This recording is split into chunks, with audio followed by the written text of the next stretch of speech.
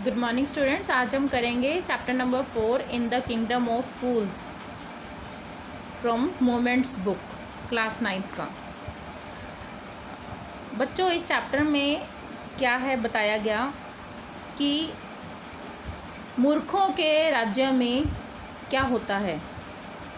तो यहाँ पर ये जो लाइंस रिटन हैं, तो इंटरेस्ट बनाने के लिए ये ऐसा माना जाता है, बिलीव किया जाता है कि जो मूर्ख लोग होते हैं वो बहुत ज़्यादा खतरनाक होते हैं, तो उन्हें केवल बुद्धिमान लोग ही नियंत्रण में रख सकते हैं।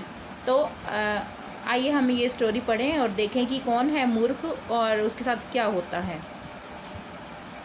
ये जो हम कहानी पढ़ रहे हैं, यहाँ पर साफ़ ही आपको पता लग रहा है कि ये चैप्टर है किंगडम ऑफ फूल्स, मूर्खों का राज्य। यहाँ पर राजा और मंत्री दोनों ही मूर्ख होते हैं। Both the king and minister were idiots. वो क्या करते हैं, वो बाकी राजाओं की तरह काम नहीं करते जैसे कि बाकी के राजा करते हैं। उन्होंने क्या गलत कर रखा था, उन्होंने डिसाइड किया हुआ था कि वो रात को दिन में बदल देंगे और दिन को रात में। मतलब उन्होंने, उनका ऑर्डर था कि हर कोई रात को क्या करेगा, जागेगा। रात के समय हर कोई जागेगा और अपने खेतों को जाके टिलिंग करेगा, जोतेगा खेत जाके, और जो भी काम करने हैं, जो भी बिजनेसेस हैं, वो सिर्फ़ और सिर्फ रात के अंधेरे में करेंगे। और जैसे ही सूरज निकले, सूरज उदय हो, सब के सब सो जाएंगे। हर कोई भी अगर कोई कहना नहीं माना जाता था तो उसको डेथ पनिशमेंट दी जाती थी। तो लोग डर के मारे कि हमें डर मौत ना मिल जाए, उस डर के मारे वो वही करते थे जैसा कि राजा ने उन्हें कहा था। राजा और मंत्री दोनों बहुत खुश हो गए थे अपनी इस तरह के अलग ही तरह के प्रोजेक्ट के सफल होने से, बहुत ज़्यादा खुश हो गए थे। तो एक दिन उस राज्य में कहीं से घूमते हुए कोई गुरु और उसके शिष्य आए, शहर में पहुँचे। बहुत ही सुंदर शहर उन्हें देखने में लगा और दोपहर का प्रकाश हो रखा था, बहुत ज़्यादा रोशनी हो रखी थी। कोई भी उन्हें नज़र नहीं आया, हर कोई सो रखा था। इवन कि कोई जो चूहा वगैरह होता है वो भी नहीं घूम रहा था। और जो कैटल से जो जानवर वगैरह पाले जाते हैं रेयरिंग के लिए, डेयरी एनिमल्स, मिल्क एनिमल्स वगैरह, तो उनको भी ऐसा सिखा दिया गया था कि वो दिन में सोए। तो दो ये जो अजनबी लोग आए इस राज्य में, ये हैरान हो रहे थे अपने, इनके चारों ओर क्या हो रहा है ये, कि पूरा का पूरा जो टाउन है वो सोया पड़ा है। शाम तक ये घूमते रहे। तभी क्या हुआ, जैसे ही शाम हुई, जैसे ही सूरज जो है वो अस्त हुआ, सब जग चुके थे और अपने अपने कामों में बिजी थे। तो ये दो जो व्यक्ति थे बहुत ज़्यादा भूखे थे, गुरु और उसका शिष्य। तो देखा इन्होंने, शॉप सब खुल चुकी थी, वो गए सामान लेने के लिए और हैरान थे कि हर एक चीज़ की कॉस्ट सिंगल है, सिंगल दुद्दू, मतलब सिर्फ हर एक चीज़ की कॉस्ट एक ही है, सेम। 1 रुपये, 1 दुद्दू में ही आप कुछ भी ले सकते हैं। चावल ले लो, चाहे बनानास का बंच ले लो, बनाना का गुच्छा ले लो, कुछ भी। तो गुरु और शिष्य दोनों बहुत खुश हो गए। उन्होंने कभी ऐसी जगह के बारे में नहीं सुना था और 1 रुपये में वो यहाँ पर सब कुछ खरीद सकते थे। तो जब उन्होंने खाना बनाया और खा लिया तो गुरु को ये रियलाइज़ हुआ कि ये जो राज्य है ये मूर्खों का राज्य है, यहाँ पर रहना उचित नहीं होगा, और वहाँ से निकलने का निर्णय बना लिया। ये जगह हमारे लिए सही नहीं है, चलो चलें, उन्होंने अपने शिष्य को कहा। पर शिष्य राजी नहीं हुआ और उसने कहा मैं तो ये जगह नहीं छोड़ूंगा, क्योंकि यहाँ पर सब कुछ सस्ता है, जो भी हम चाहते हैं अच्छा भी है और सस्ता भी है। पर जो गुरु है उन्होंने क्या कहा कि यहाँ सब मूर्ख हैं और ये इनका कुछ नहीं पता कि कब तक इनकी मूर्खता चलती रहे, और यहाँ ये भी नहीं बताया जा सकता कि अगला कदम ये क्या उठाएंगे।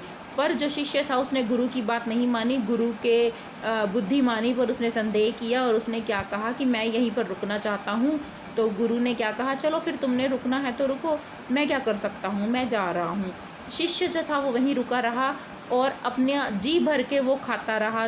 क्या क्या खाता रहा, बनाना, घी, राइस और वीट, और इतना मोटा हो गया जैसे कि गलियों में घूमने वाला कोई पवित्र सांड होता है, बुल के जैसे। तो एक दिन क्या हुआ, एक चोर जो था वो एक अमीर व्यापारी के घर में चोरी करने जा रहा था। उसी मूर्खों के राज्य की कहानी है ये।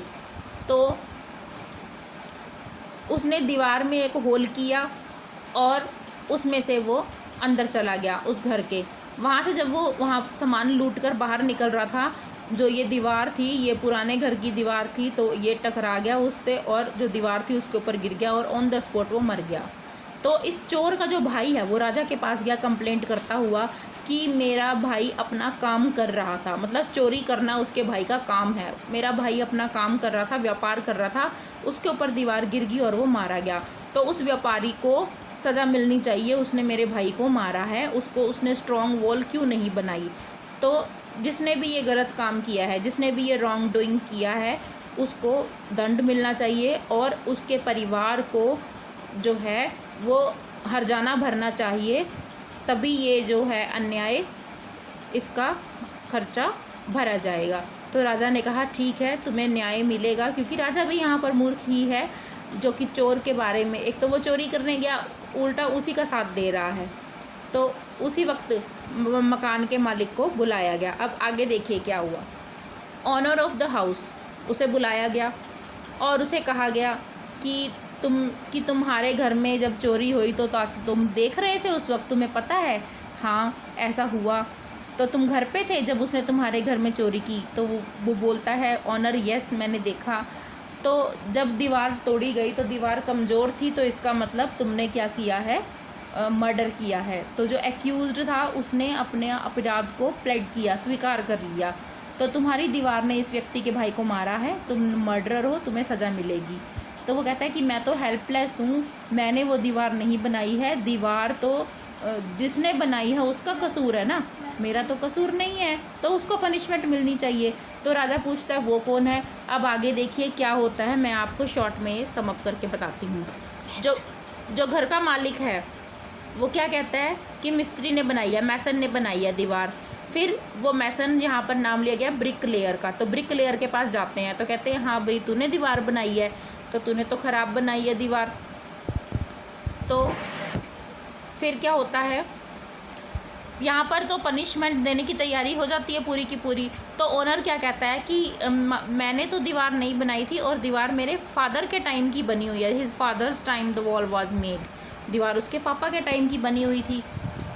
तो वो ब्रिक लेयर के पास जाते हैं। ब्रिक लेयर क्या कहता है कि इसमें मेरा कोई कसूर नहीं है, जब मैं दीवार बना रहा था तो यहाँ पर एक लड़की यहाँ से गुजरती थी, वो दिन रात वहीं से गुजरती थी, डांसिंग गर्ल थी, और उसके जो पंजेब की आवाज़ें हैं मेरा ध्यान वो डिस्ट्रैक्ट करते थे, जिस वजह से मैं दीवार सही तरीके से नहीं बना पाया। फिर क्या कहा गया कि उस डांसिंग गर्ल का कसूर है, उसको बुला के लाओ। डांसिंग गर्ल के पास गए, अब वो बेचारी ओल्ड हो चुकी थी और वो क्या कहती है कि मेरा कोई कसूर नहीं है, मैं क्यों वहाँ चक्कर काट रही थी, क्योंकि मैंने गोल्ड बनवाने के लिए ऑर्डर दिया था एक गोल्ड स्मिथ को, और वो बहुत ही लेज़ी था, उसने टाइम पर मेरा गोल्ड बनाकर नहीं दिया, मुझे चक्कर कटवा रहा था बार बार। तो फिर अब कौन है कसूरवार, अब वो गोल्ड स्मिथ है कसूरवार। उस गोल्ड स्मिथ के पास जाया जाता है, उसे कहा जाता है कि अब तो तुम्ही को पनिशमेंट मिलेगी, तुम्ही ने उस व्यक्ति को मारा है। तो अब वो क्या, गोल्ड स्मिथ क्या कहता है कि सर इसमें मेरा कोई कसूर नहीं है, मैं क्यों जवाब दूंगा उस लेडी को, उस डांसिंग गर्ल को, मेरे पास काम का ज़्यादा बोझ था और मुझे बहुत ज़्यादा बोझ दे रखा। कहा कि किसने दिया काम का बोझ, कह रहे कि एक बहुत पुराना व्यापारी था, उसने काम का बोझ दिया था। तो फिर जब वो कहते हैं कि नाम बताओ, तो यहाँ पर घूम फिर के ये वही व्यक्ति आ जाता है जिसका वो बाय चांस वो घर जिसका बना हुआ होता है, ये वही आ जाता है। मतलब इस वक्त तो उसका बेटा है ना वहाँ पर, तो उसका पिता है, घूम फिर के वही कसूरवार आ जाता है। तो अब सज़ा लेने के लिए राजा क्या कहता है, यहाँ पर ये वही है बच्चों जो मैंने आपको अभी भी डिस्कस किया है कि वो किस तरह से डांसिंग गर्ल के पास जाते हैं, फिर गोल्ड स्मिथ के पास जाते हैं, फिर गोल्ड स्मिथ फिर से बताता है कि उसके जो फादर हैं, जो ऑनर ऑफ द हाउस है, उसके जो फादर थे वही कसूरवार थे, उन्होंने ज़्यादा ऑर्डर दिया था और वो ऑर्डर टाइम पर पूरा नहीं कर पाने की वजह से सभी अपने कस्टमर्स को वो टाइम पर काम नहीं देकर जा रहे थे। तो यहाँ पर राजा क्या कहता है कि ये ट्रू है कि तुम्हारे फादर ही मर्डरर हैं, अब वो मर चुके हैं, तो अब उनके जगह पर किसी को तो सज़ा मिलनी चाहिए। तुमने अपने पिताजी से सब कुछ लिया है, किससे लिया है, क्रिमिनल फादर से लिया है, उसकी अमीरी भी ली है, तो अब उसके पाप भी तुम लो। मैं एकदम से जान गया, आई न्यू एट वंस, जैसे ही मेरी आंखें तुम पर पड़ी थी कि तुम ही इस क्राइम की जड़ हो, तो तुम्हें मरना चाहिए। तो उसने ऑर्डर दिया कि चलो नया फांसी का फंदा बनाया जाए, न्यू स्टेक बनाया जाए, एग्जीक्यूशन के लिए सर्वेंट ने शार्प किया उस स्टेक को, रेडी कर दिया कि अब इम्पेलिंग होगी उस क्रिमिनल की, उसे चढ़ाया जाएगा। पर जैसे ही उसे चढ़ाया जाने लगा, यहाँ देखिए जो मालिक है, जैसे ही इसे चढ़ाया जाने लगा तो पता लगा कि ये तो बहुत ज़्यादा पतला है, टू थिन है, ये तो प्रॉपरली आ ही नहीं रहा उसमें। तो अब राजा की कॉमन सेंस ने क्या कहा, वो चिंतित हो गया। अब क्या करे, फंदा तो बड़ा है और व्यक्ति जिसको सज़ा देनी है वो पतला है, अब हम क्या करें। तभी उनके दिमाग में एक बात आई कि हमें एक ऐसा व्यक्ति ढूंढना चाहिए जो कि मोटा हो और फंदे में फिट आ जाए। तो पूरे टाउन में ढूंढा गया, तो यहाँ पर सबकी नज़रें किस पर पड़ी, उसी शिष्य पर पड़ी जो कि गुरु के साथ नहीं गया था और यहाँ पर फ्री में सिंगल दुद्दू में जो चीज़ें खरीद कर क्या कर रहा था, अपना शरीर बढ़ा रहा था। बनाना, राइस, वीट और घी, ये सब चीज़ें खा कर जिसने अपने आप को मोटा कर लिया था।